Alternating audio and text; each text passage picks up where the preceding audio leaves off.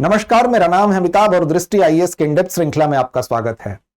हाल ही में पीएम मोदी के कर कमलों से अयोध्या में भगवान राम के मंदिर का उद्घाटन हुआ, जिसकी चर्चा खूब रही है। अब आज यानी वसंत पंचमी के दिन भारत के बाहर एक अन्य मंदिर का उद्घाटन भी पीएम मोदी के कर कमलों के द्वारा ही हो रहा है। ऐसे में यह मंदिर अपने वास्तुगत विशेषताओं के कारण तो चर्चा में है ही, साथ ही इस मंदिर के माध्यम से भारत और यूएई के बीच संबंधों को किस तरह से देखा जा रहा है, इसके अलावा इसके अन्य पहलू क्या हैं, इसकी समूची विशेषताएं क्या हैं, इन संपूर्ण प्रक्रमों को हम देखेंगे आज के इस वीडियो के माध्यम से। सबसे पहले शीर्षक की बात कर लें कि यूएई का पहला हिंदू मंदिर है बीएपीएस स्वामी नारायण मंदिर। तो आइए देखते हैं कि इस संपूर्ण प्रकरण को हम किस किस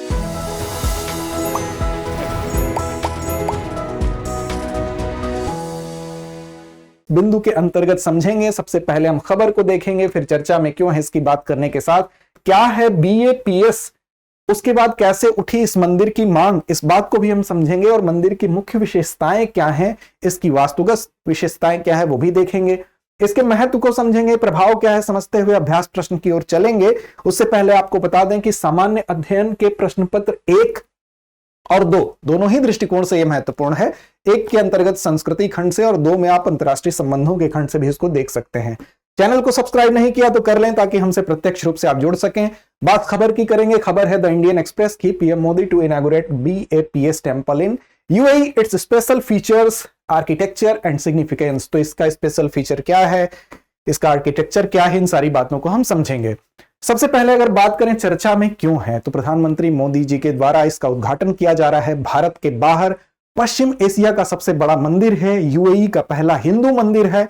इन सारी बातों की वजह से यह चर्चा में तो है ही। साथ ही बात करें तो खाड़ी देशों के पहले हिंदू मंदिर होने के साथ साथ आप इसकी अवस्थिति को देख लें। किसी भी स्ट्रक्चर की अवस्थिति महत्वपूर्ण होती है। अवस्थिति की बात कर लें तो यूएई में अर्थात संयुक्त अरब अमीरात में इसकी स्थिति है। संयुक्त अरब अमीरात की अगर बात करें तो आपको पता ही है कि 1873 से लेकर 1947 तक संयुक्त अरब अमीरात जो है वो ब्रिटिश गवर्नमेंट के अंदर था। संयुक्त अरब अमीरात जैसा कॉन्सेप्ट नहीं था, लेकिन बाद में 1971 में वहां के जो 7 शेख राज्य थे, जिन पर शेखों का अधिकार था, इन सारे राज्यों को मिलाकर संयुक्त अरब अमीरात का कॉन्सेप्ट आया, जिसमें आप जानते हैं कि शारजा, दुबई, इसके अलावा फुजैराह, अजमान, रस अल खमैम, ये तमाम जगहें जो आप देख रहे हैं, ये अबू धाबी हो गया, दुबई हो गया, शारजा हो गया, फुजैराह हो गया, ये अल क्वैन हो गया, अजमान हो गया, ये सारे को मिला के, सातों जगहों को मिला के संयुक्त अरब अमीरात का कॉन्सेप्ट आया। और इसी संयुक्त अरब अमीरात का जो अबू धाबी है, यहीं पर इस मंदिर का उद्घाटन हो रहा है। तो सबसे पहले इसकी अवस्थिति को आप समझ लें। अब देखिए, अब बात आती है कि जो बीएपीएस स्वामीनारायण मंदिर है, तो बीएपीएस क्या है, एक स्वाभाविक प्रश्न आपके मन में उठ रहा होगा। तो बेसिकली बीएपीएस जो है एक संस्था है। इसके फुल फॉर्म को आप देख लें, बोचासन वासी अक्षर पुरुषोत्तम स्वामी नारायण, इसी नाम की यह संस्था है। इसी को शॉर्ट में बीएपीएस कहा जाता है और इसी संस्था ने इस मंदिर का निर्माण कराया है। बेसिकली जो बीएपीएस है, जो बोचासन वासी अक्षर पुरुषोत्तम स्वामी नारायण है, यह हिंदू धर्म के ही एक संप्रदाय, वैष्णव संप्रदाय के एक उप संप्रदाय स्वामी नारायण संप्रदाय से संबंधित है। स्वामी नारायण संप्रदाय की अगर जहां तक बात है तो आपको बता दें कि स्वामी नारायण जी के नाम पर ही इसको स्वामी नारायण संप्रदाय कहा जाता है। देखिए, शैव और वैष्णव 2 संप्रदाय हैं। शैव संप्रदाय का मतलब जो शिव के उपासक थे, वैष्णव संप्रदाय का मतलब जो विष्णु के उपासक थे। वैष्णव संप्रदाय में मुख्य रूप से 4 संप्रदाय हमको देखने को मिलते हैं। आपको ये पता होगा कि जैसे श्री संप्रदाय है, श्री संप्रदाय के चलकर आगे रामानुजाचार्य जी एक महत्वपूर्ण आचार्य हुए। इसी तरह से ब्रह्म संप्रदाय है, ब्रह्म संप्रदाय में आगे चलकर आपने नाम सुना होगा कि माधवाचार्य जी का नाम, वो इससे जुड़ते हैं और प्रसिद्ध होते हैं। रुद्र संप्रदाय था जिसमें विष्णु स्वामी जी बाद में आगे चलकर वल्लभाचार्य जी का नाम जुड़ता है। इसी तरह से कुमार संप्रदाय जिसमें निम्बार्क आचार्य जी जो थे इनका नाम जुड़ता है। इस अलग अलग जो मुख्य संप्रदाय हैं, इसी में जो रामानुजाचार्य का विशिष्टाद्वैत है वो इसके मूल में है स्वामी नारायण संप्रदाय के। और जिन व्यक्ति ने इस संप्रदाय की नींव डाली उनका नाम स्वामी नारायण जी था। मूल नाम उनका अलग था, लेकिन जब कोई दीक्षित होता है किसी अन्य गुरु के माध्यम से तो उसका नाम भी बदलता है। तो इसमें जब स्वामी इनके गुरु थे स्वामी रामानंद, उनसे ये दीक्षित हुए। बेसिकली इनका नाम घनश्याम पांडे था। ये उत्तर प्रदेश के गोंडा जनपद के एक ग्राम थे छपिया, उस छपिया ग्राम के रहने वाले थे। बाद में इनका नाम, जैसा कि आप देख रहे हैं, स्वामी नारायण पड़ा। इनको स्वामी सहजानंद के नाम से भी जाना जाता है। एक अन्य स्वामी सहजानंद थे जो किसान आंदोलन के थे, ये वो नहीं है, आप ध्यान रखेंगे। तो ये इन्होंने स्वामीनारायण संप्रदाय की नींव डाली और इस संप्रदाय ने अलग अलग जगहों पर देश विदेश में काफी मंदिरों का निर्माण, इस संप्रदाय के प्रभावित जो इस पंथ पर चलने वाले लोग हैं, बेसिकली यह संस्था जो BAPS है, इसके द्वारा कई मंदिरों का निर्माण कराया गया। इसी क्रम में आप देखेंगे तकरीबन 1550 मंदिर ऐसे हैं जिसका निर्माण इस संस्था द्वारा कराया गया है। भारत में अगर देखें तो दिल्ली और गांधीनगर के मंदिर उल्लेखनीय हैं। ऐसा नहीं कि इसके अलावा अन्य जगहों पर यह मंदिर नहीं निर्मित हुआ, भारत में भी कई अन्य जगहों पर बनाया गया है। इसके अलावा विश्व में अगर बात करें तो लंदन में, ह्यूस्टन में, शिकागो में, Atlanta, Toronto, Los Angeles, Nairobi में भी इस संस्था ने मंदिर का निर्माण कराया है जो काफी उत्कृष्ट है। 3850 केंद्र और 17,000 साप्ताहिक असेंबलियों का आयोजन यह कराती है। बेसिकली बताने का तात्पर्य यही है कि ये जो संस्था है उसी संस्था का नाम BAPS है, उसी के नाम पर BAPS स्वामीनारायण मंदिर कहा जा रहा है और BAPS स्वामीनारायण मंदिर जो है वो इस संस्था के द्वारा निर्मित है, जिसका उद्घाटन एक अन्य मंदिर का हुआ है अबू धाबी में, PM मोदी साहब के द्वारा हो रहा है। शाम को 6 बजे उद्घाटन की जो है समय सीमा तय की गई है। अब कैसे उठी मांग, क्यों इसकी मंदिर की स्थापना करने की आवश्यकता पड़ी, तो देखिए हम जिस दृष्टिकोण से देखेंगे उसको आप भी देखें कि UAE में जो भारतीय प्रवासी हैं उनकी संख्या की अगर बात करें तो UAE की कुल जनसंख्या तकरीबन 99 कुछ लाख है, उसमें 3.3 मिलियन की हिस्सेदारी एक बड़ा प्रतिशत है। इतने बड़ी मात्रा में वहां पर भारतीय लोग रहते हैं, उसमें भी आप देखेंगे तो जो स्थानीय भारतीय हिंदू हैं उनके द्वारा एक पूजा स्थल की जो है मांग अप्रत्यक्ष प्रत्यक्ष रूप से वहां की जा रही थी, तो उनको संतुष्ट रखते हुए, एक बड़ी भागीदारी को संतुष्ट रखते हुए भी यह कदम एक महत्वपूर्ण कदम माना जा रहा है। इसके अलावा लगभग 150 से 200 ऐसे परिवार हैं जो प्रत्यक्ष तौर पर सीधे सीधे BAPS स्वामीनारायण भक्त हैं, अर्थात इस पंथ में उनकी आस्था है। तो ये तो बहुत ज्यादा प्रसन्न होंगे, साथ ही वो अन्य लोग जो इस संप्रदाय से भले न जुड़े हों लेकिन एक मंदिर के तौर पर अन्य देवी देवताओं का अंकन भी यहां हुआ है तो उनकी आस्था यहां पर अवश्य दिखाई देगी। अब देखिए इसकी परिकल्पना कौन किया, तो 5 अप्रैल 1997 में आप देखेंगे इसकी परिकल्पना की गई। इसी परंपरा के एक आध्यात्मिक गुरु थे, 10वें आध्यात्मिक गुरु थे स्वामी महाराज, उन्हीं के द्वारा इसकी परिकल्पना की गई और उसको साकार रूप अभी दिया गया है, जिसका उद्घाटन आज यानी बसंत पंचमी के दिन शाम 6 बजे हो रहा है। अब देखिए इस मंदिर की कुछ विशेषताएं हैं।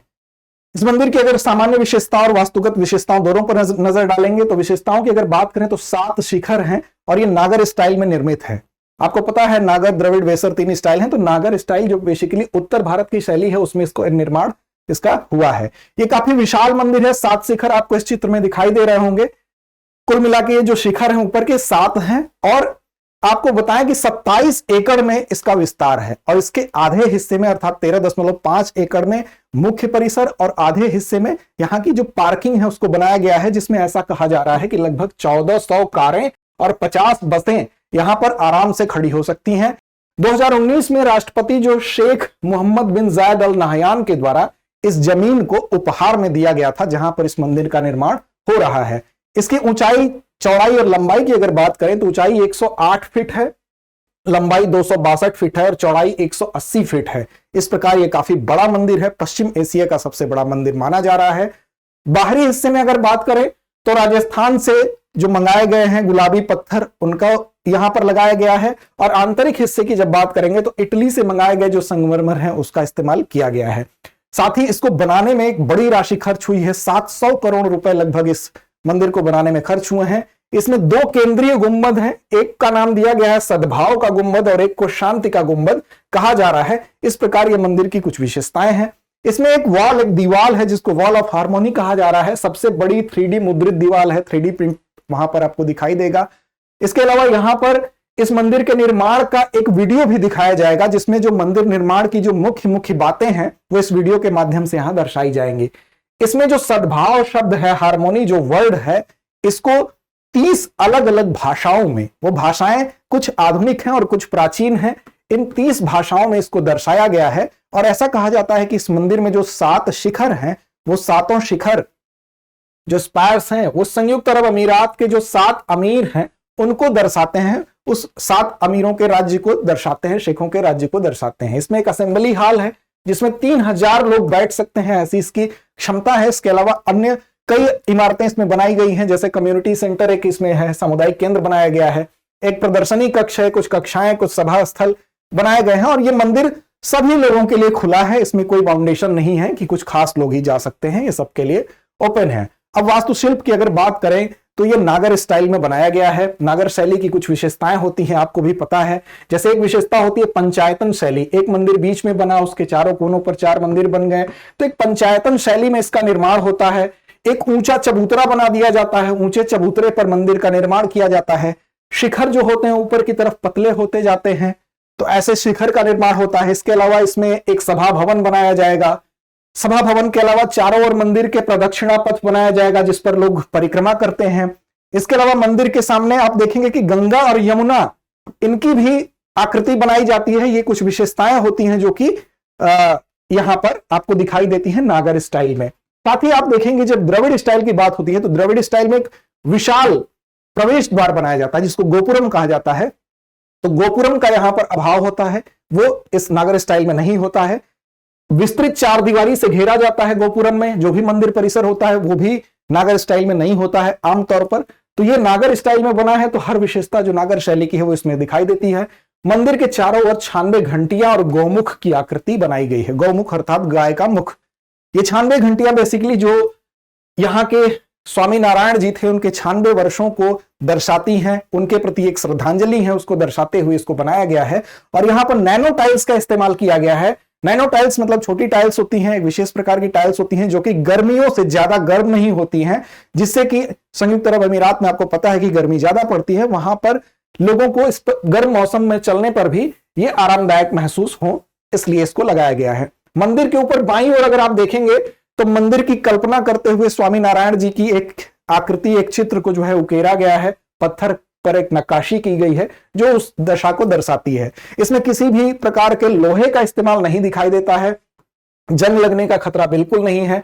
इसमें जो स्तंभ हैं, जो खंभे हैं, वो गोलाकार भी हैं, वो षटकोणीय भी हैं।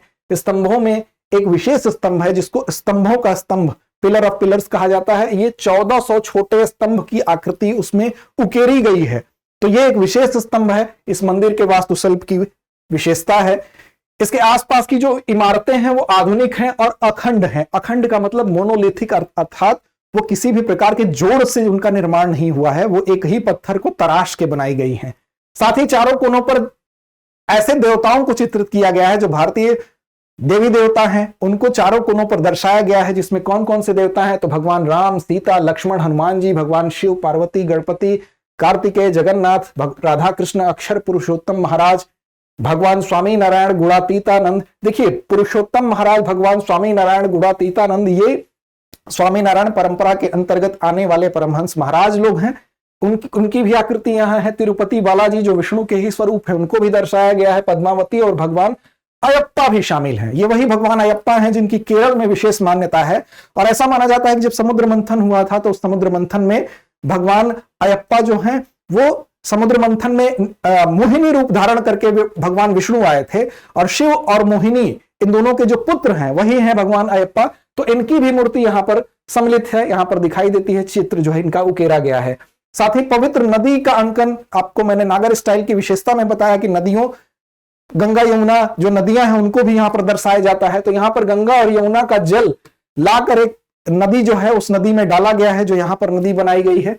साथ ही सरस्वती नदी को दर्शाने के लिए, चूंकि सरस्वती नदी ऐसा माना जाता है कि विलुप्त हो गई है, तो उनको दर्शाने के लिए सफेद रोशनी के रूप में चित्रित किया गया है। और नदी के किनारे घाट होते हैं, घाटों के लिए आपको वाराणसी का घाट फेमस है, तो वाराणसी के घाटों जैसे ही यहाँ पर घाट की संरचना भी इस मंदिर में बनाई गई है, वो दिखाई गई है। साथ ही यहाँ पर जो नक्काशियां की गई हैं उसमें कई कहानियों को दर्शाती हैं। इनमें जो भारतीय सभ्यता की 15 मूल्यवान कहानियां तो हैं ही, इसके अलावा विश्व की अन्य सभ्यताओं की कहानियों को भी दर्शाया गया है, चाहे माया सभ्यता हो, एज़टेक सभ्यता हो, मिस्र की सभ्यता, अरबी सभ्यता, यूरोपीय सभ्यता, चीनी सभ्यता या अफ्रीकी सभ्यता। इनको कहानियों के माध्यम से, नक्काशी के माध्यम से दर्शाया गया है। अब क्या है महत्व, तो महत्व बड़ा दिलचस्प है। इस पूरे के पूरे मंदिर के निर्माण में आप देखेंगे कि जमीन जो है वो दान दी जा रही है एक मुस्लिम राजा के द्वारा। कौन मुस्लिम राजा, तो वहां के शेख मोहम्मद बिन जायद अल नाहयान के द्वारा। साथ ही इसके मुख्य वास्तुकार कौन है, तो एक कैथोलिक ईसाई हैं। इस परियोजना के मैनेजर कौन है, प्रबंधक कौन है, तो एक सिख व्यक्ति हैं। इसके संस्थापक और डिजाइनर कौन है, तो एक बौद्ध व्यक्ति हैं जिनकी बौद्ध धर्म में आस्था है। निर्माण कंपनी कौन सी है, तो पारसी समूह। इसके जिस कंपनी के हैं वो पारसी समूह की है। इसके निदेशक कौन है? तो जैन परंपरा को मानने वाले हैं। तो इस प्रकार आप देख रहे हैं कि हर परंपरा, हर धर्म का व्यक्ति मिलके इस मंदिर के निर्माण में अपना योगदान दे रहा है। तो एक अनूठी विशेषता है। साथ ही आप देखें तो MEP मिडिल ईस्ट अवार्ड 2019 में सर्वश्रेष्ठ मैकेनिकल प्रोजेक्ट के तौर पर इस मंदिर को सम्मानित किया जा चुका है। 2020 की अगर बात करें तो सर्वश्रेष्ठ इंटीरियर डिजाइन कॉन्सेप्ट का पुरस्कार भी यह मंदिर प्राप्त कर चुका है। साथ ही अगर हम इन बातों को किनारे रखते हुए देखें, 2024 में गुजरात वाइब्रेंट हुआ जब वहां पर मोहम्मद बिन जायद अल नहयान को बतौर अतिथि यहां पर बुलाया गया, उनका गर्मजोशी से स्वागत किया गया और भारत के PM मोदी साहब भी वहां जाते हैं तो स्वागत किया जा रहा है। तो दोनों देशों के जो द्विपक्षीय संबंध हैं उसमें इस मंदिर का उद्घाटन अपने आप में एक महत्वपूर्ण भूमिका निभाता हुआ नजर आ रहा है। वो कैसे? तो द्विपक्षीय संबंधों के लिए भी ये एक मील का पत्थर साबित हो सकता है, क्योंकि वहां की एक बड़ी तादाद हमारे भारतीयों की भी है।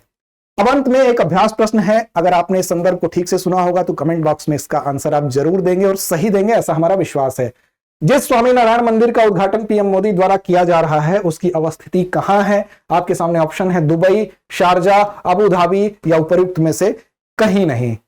लड़ते रहें, अपने लक्ष्य की ओर बढ़ते रहें। धन्यवाद। डियर व्यूअर्स, अपने एग्जाम की तैयारी को और बेहतर करने के लिए हमारे चैनल को लाइक, शेयर और सब्सक्राइब करना न भूलें।